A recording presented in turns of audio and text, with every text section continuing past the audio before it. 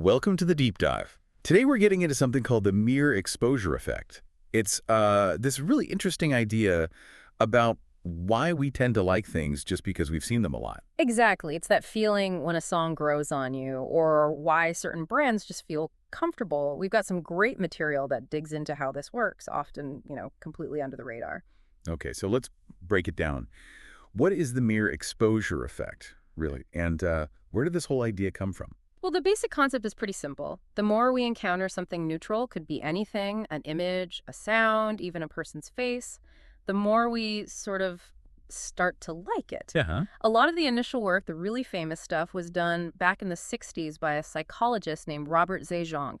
He did these studies where he'd show people things they hadn't seen before, like nonsense words or maybe foreign characters. Right. And he found that the ones people saw more often, even just flashed briefly, they rated them more positively later on, even if they couldn't consciously remember seeing them.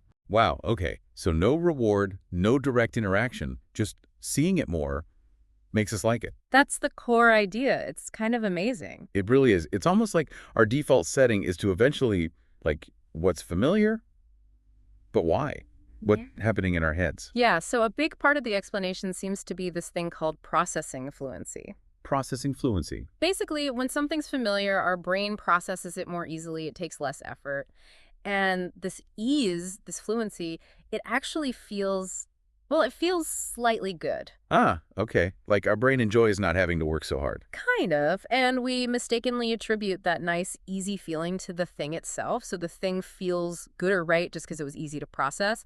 Think about recognizing a familiar logo versus figuring out a brand new one. The familiar one just clicks faster. That makes total sense. So you can see how advertisers would jump on this. Right? Oh, absolutely. It's a cornerstone of advertising. All that repetition, seeing the same ad, hearing the same jingle. It's not just about making sure you know the product exists. It's about making it feel familiar. Exactly. Familiarity builds a sense of trustworthiness, likability. It just makes the brand feel comfortable through sheer repetition. And I guess this isn't just about products or ads. Does it shape our social lives too, like friendships? Definitely. Think about how many friendships start just from being around someone a lot. Classmates, people in your neighborhood, colleagues at work. Right, proximity. Yeah. Repeated, simple exposure can lower those initial barriers, make someone seem less unknown and potentially threatening, and pave the way for actual connection. Familiarity can breed fondness for people, too. That's really powerful. You mentioned our brains processing things more easily. Do you know anything about the specific, like, neural stuff going on? Well, they're still mapping it all out, but research points towards areas involved with emotional processing and also implicit memory. Implicit. So unconscious memory. Pretty much. It's happening below the surface, which is why it's so subtle.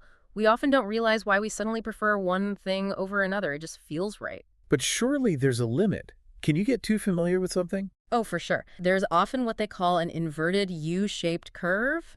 A bit of exposure increases liking, more exposure increases it more, but then Starts to go down? yeah, hit a saturation point, and it can lead to boredom, irritation, even aversion, like that song you loved at first but now can't stand because it's played everywhere all the time. There's definitely a tipping point. Okay. Now here's an interesting thought. Mm. Could we maybe use this effect intentionally for good, like maybe reducing prejudice between groups? That's a really important area. The idea behind the contact hypothesis that more interaction can reduce prejudice definitely overlaps with mere exposure. Familiarity can help break down the otherness that fuels bias. But, it's into but. Well, the context is absolutely critical. Just being physically near someone isn't enough, especially if the situation is negative or tense. The exposure, the contact generally needs to be under positive or at least neutral conditions for familiarity to breed liking rather than, say, contempt. Right, the quality of the exposure matters. Right.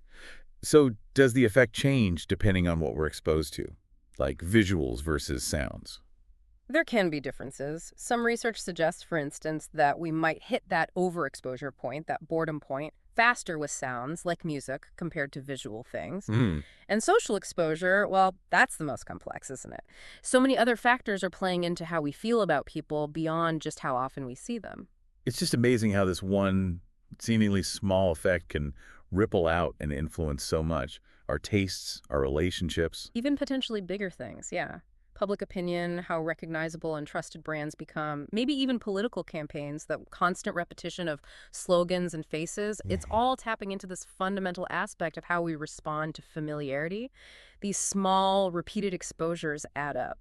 So wrapping up, the big takeaway really seems to be that familiarity often does breed liking, Yeah. sometimes in ways we're not even aware of. Absolutely. Our preferences aren't always pure reflections of quality or logic. They're significantly shaped by just encountering things again and again. It really makes you pause and think, doesn't it?